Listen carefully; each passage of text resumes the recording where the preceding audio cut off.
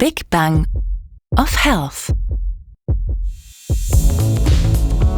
Notre corps est un véritable joueur d'équipe lorsqu'il s'agit de maintenir une défense immunitaire fonctionnelle. À bien des égards, différentes parties de notre corps travaillent en permanence pour maintenir le système immunitaire en forme. La peau et nos muqueuses constituent une première barrière contre les agents pathogènes. Nos voies respiratoires sont protégées par des cils qui piègent les particules importantes. Le suc gastrique contient de l'acide chlorhydrique qui tue les agents pathogènes. Et les cellules des intestins produisent des anticorps.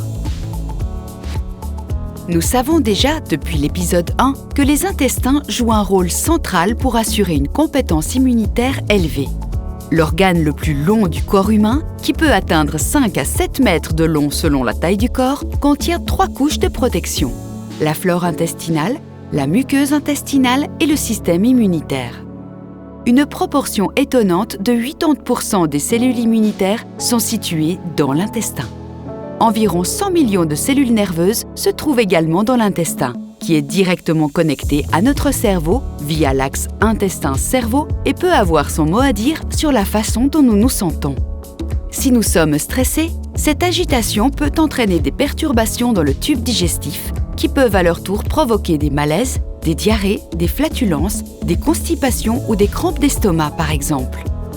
L'Organisation mondiale de la santé, OMS, considère que la détresse vécue négativement est nuisible et est l'une des plus grandes menaces pour la santé au XXIe siècle, car elle nuit à la santé intestinale et donc au système immunitaire. Notre conseil de forme mentale pour contrer consciemment les situations stressantes est donc fredonner. Eh bien oui, fredonner est souvent associé à une attitude détendue face à la vie. Vous l'avez déjà senti peut-être, quand on fredonne, on devient plus calme à l'intérieur. Cela est dû en partie à la vibration des cordes vocales qui a un effet calmant et agit comme un massage intérieur. Le fredonnement régule le pouls, la pression artérielle diminue et lorsque vous chantez ou fredonnez, l'ocytocine est libérée, l'hormone du câlin, qui renforce également les liens interpersonnels, contribue à renforcer le système immunitaire, réduit la sensation de douleur et procure des sentiments de bonheur. L'intestin va bien, tout va bien. Cela est également vrai en ce qui concerne la capacité de l'intestin à travailler avec nos cellules pour prévenir ou traiter les maladies. En collaboration avec les cellules, l'intestin renforce la capacité de l'organisme à effectuer des services de réparation physiologique. L'intestin digère les aliments, les composants précieux tels que le glucose provenant des glucides ou des protéines sont absorbés dans le sang, distribués aux cellules où ils sont convertis en énergie par les mitochondries qui résident dans les cellules. Dans une molécule appelée ATP, cette énergie est ensuite stockée et prête à être utilisée. La molécule de stockage ATP est utilisée par tous les muscles, les organes et le cerveau comme source d'énergie. On peut dire à juste titre que cette production d'énergie est la fonction la plus importante de la mitochondrie.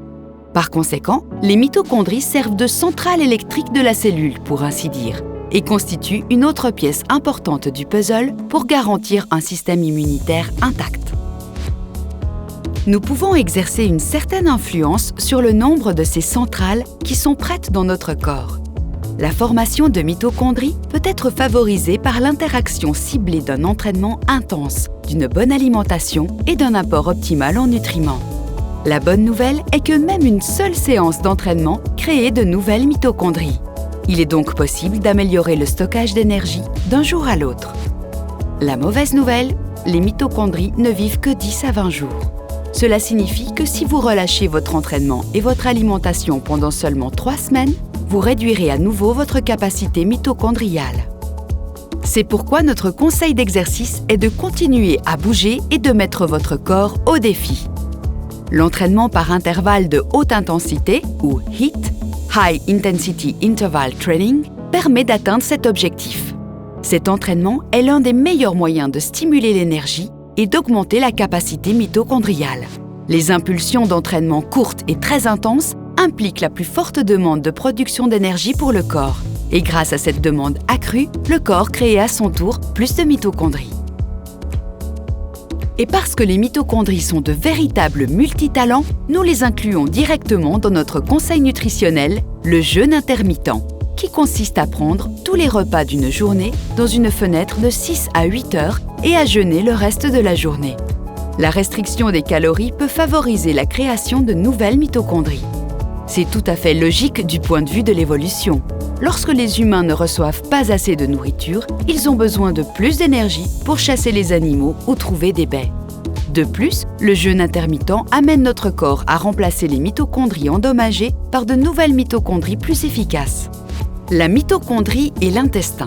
Tous deux contribuent de multiples façons à protéger l'organisme et à renforcer le système immunitaire. Grâce à l'alimentation, à l'exercice physique et à un mode de vie attentif qui vise à éviter le stress négatif, beaucoup de choses sont déjà faites pour une efficacité optimale du vaccin. Le reste est fait par notre corps avec toutes ses capacités spécialisées. Dans le 3e épisode de notre série, nous osons regarder vers l'avenir et nous demandons « Que se passe-t-il après la vaccination ?» Peut-on hériter de notre compte santé durement gagné et constitué? Et est-il vrai que nos muscles peuvent fonctionner jusqu'à 120 ans? À suivre!